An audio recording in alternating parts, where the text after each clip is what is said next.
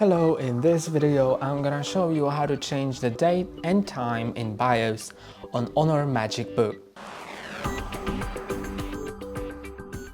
To do it, you need to be in the BIOS, which if you don't know how to enter, there's a video on our channel on how to do it. And once that's done, just go to the time setting or date setting, and you can see that when you start pointing on the time setting, you're pointing on the hour. If you want to switch to minutes, click on enter. If you want to switch to seconds, click on enter as well.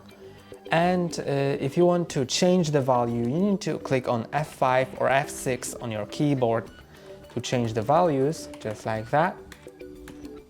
Then as I click on enter again, I go back to the hours, and I can also change them, or I can go down and change the month, day or year, like that.